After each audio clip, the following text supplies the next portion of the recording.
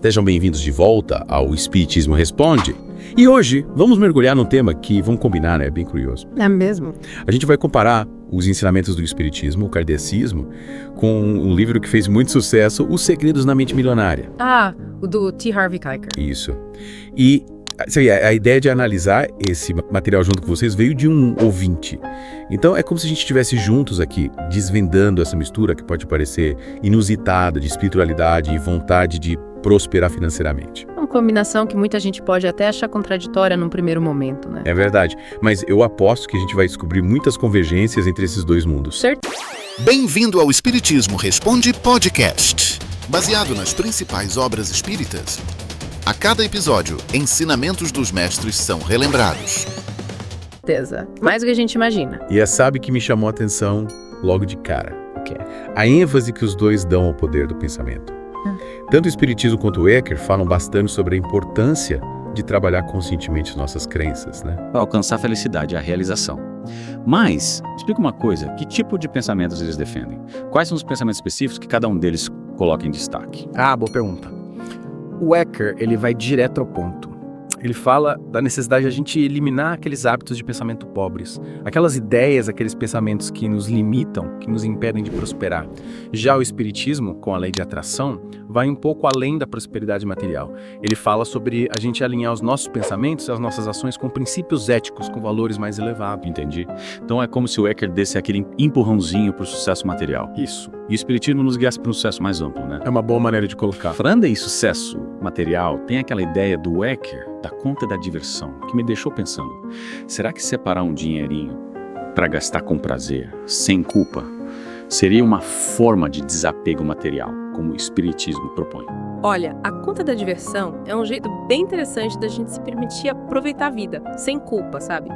De gastar com coisas que dão prazer. E, de certa forma, isso se conecta com o desapego que o Espiritismo prega. Porque desapego não significa viver na miséria, mas sim não se pegar o material como se ele fosse a única fonte de felicidade. Faz sentido. É como usar o dinheiro pro nosso bem, pro bem dos outros, sem virar escravo dele, né? Isso.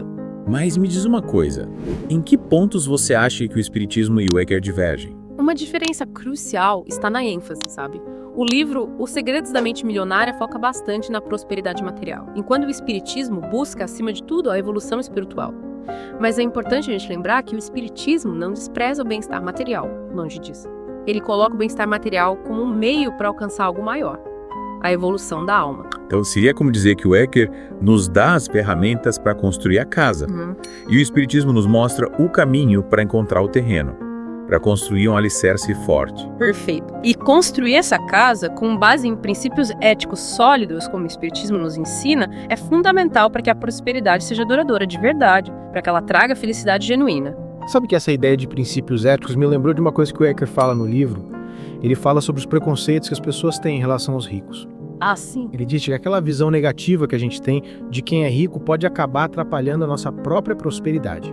Como é que o Espiritismo encara essa questão do preconceito contra a riqueza? É um ponto importante. O Espiritismo nos convida a questionar esses rótulos, esses preconceitos que a gente carrega. Porque, no fundo, riqueza não é sinônimo de desonestidade. Assim como a pobreza não é sinônimo de virtude. O que realmente importa é a conduta da pessoa, a intenção, o caráter. Ou seja, tanto a riqueza quanto a pobreza são apenas condições materiais, né? Exatamente. O que define o valor de uma pessoa é o seu caráter, as suas ações. É isso aí. E o Espiritismo nos incentiva a olhar para além das aparências. A gente precisa buscar enxergar a essência de cada um, independentemente da condição social ou financeira. É verdade. E a gente está vendo que o Espiritismo e o Eker, apesar de abordarem a questão da prosperidade de ângulos diferentes, têm alguns pontos em comum.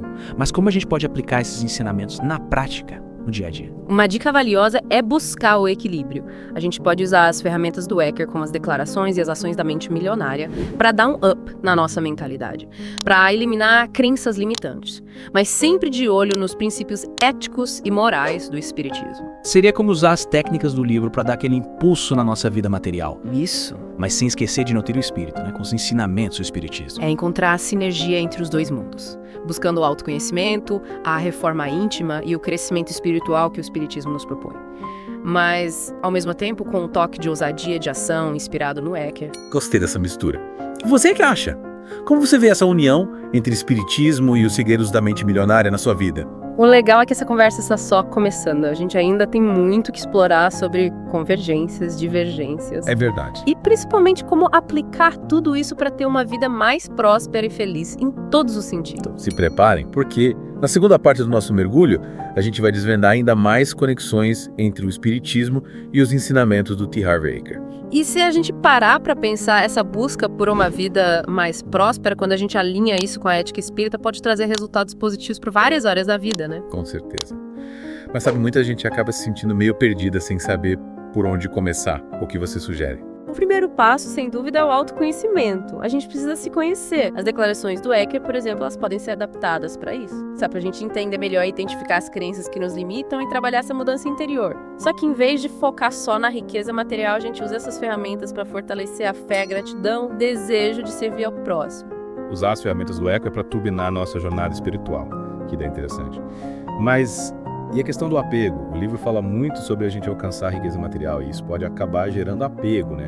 Que é algo que o espiritismo ensina a gente a evitar, como equilibrar essas duas coisas. E é aí que a gente precisa usar o discernimento. A gente precisa ter clareza de que a verdadeira riqueza, aquela que realmente importa, está dentro da gente. É a capacidade de amar, de perdoar, de evoluir espiritualmente. A prosperidade material pode ser um trampolim para o nosso crescimento, mas nunca o objetivo final. Entendi. É como se o dinheiro fosse um meio de transporte. Ele pode nos levar para lugares incríveis, mas ele não é o destino em si. Exatamente, a gente usa o dinheiro para facilitar a vida, para realizar sonhos, para ajudar os outros, mas sem se apegar a ele como se o dinheiro fosse a única fonte de felicidade. E como a gente concilia essa busca por uma vida mais abundante, como o Eker propõe, com o desapego que o espiritismo ensina? A chave para isso está a intenção. Se a gente busca prosperidade material para alimentar o ego, o orgulho, a vaidade, a gente está no caminho errado. Mas se a intenção é usar os recursos para fazer o bem, para ajudar o próximo, para evoluir espiritualmente, aí sim a gente está alinhado com os princípios do espiritismo. Eu lembrei de um trecho do livro que fala sobre abençoar aquilo que a gente quer. Em vez de a gente invejar quem já conquistou a prosperidade, a gente deveria vibrar positivamente por essas pessoas e desejar que a riqueza delas seja usada para o bem. É isso, né? É uma lição muito poderosa. O espiritismo ensina que a energia que a gente emana volta pra gente. Se a gente cultivar inveja, ciúme e negatividade, a gente atrai mais disso pra nossa vida. Mas se a gente emanar amor, gratidão, compaixão, a gente colhe os frutos desses sentimentos. É a famosa lei da atração em ação.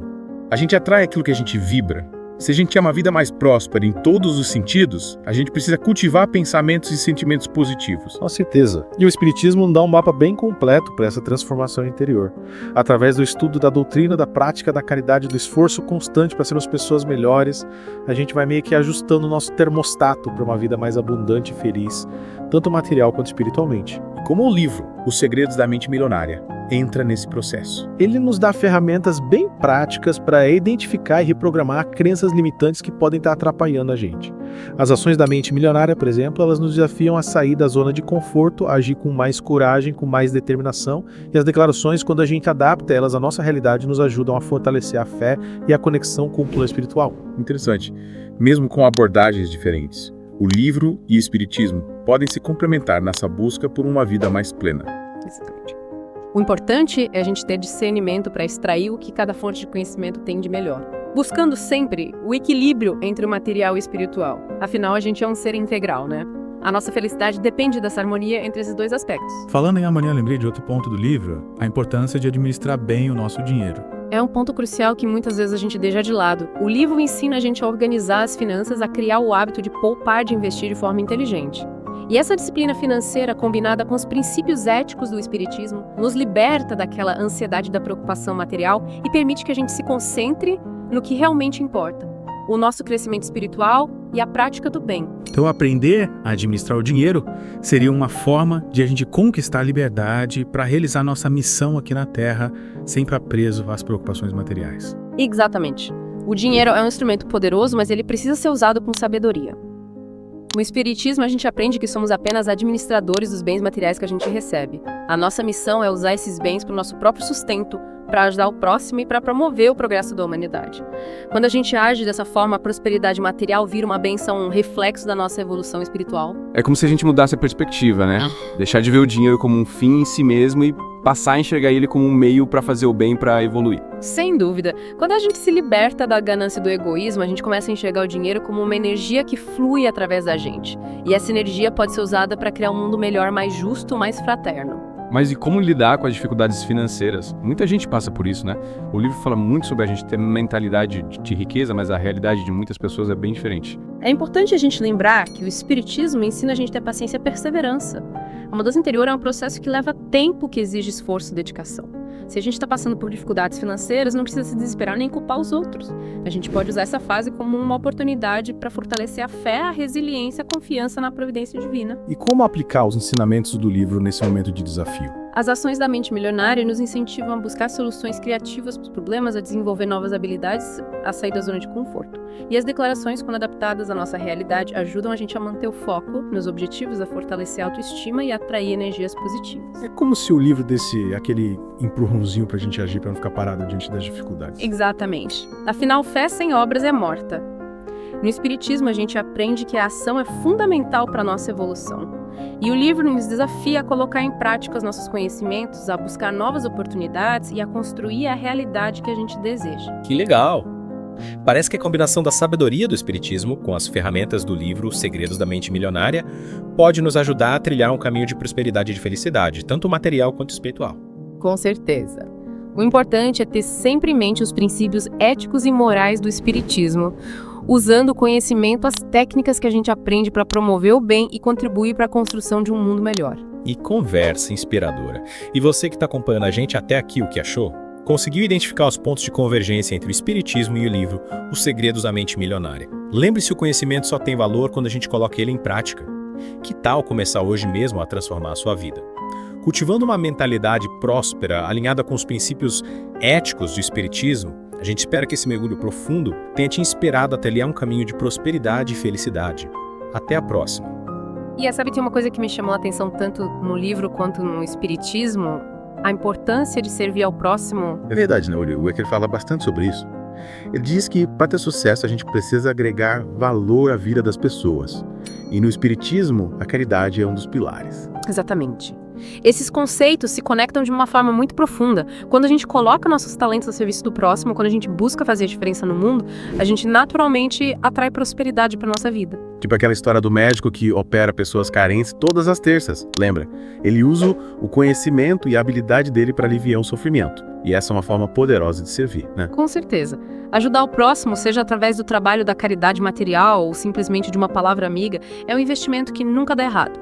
É como se a gente estivesse plantando sementes de amor e compaixão que com certeza vão gerar frutos maravilhosos na nossa vida. Mas e quando a gente se depara com ingratidão, com a falta de reconhecimento? Como manter o entusiasmo para servir ao próximo nesses momentos em que a gente se sente meio desanimado? É uma questão que todos nós enfrentamos em algum momento.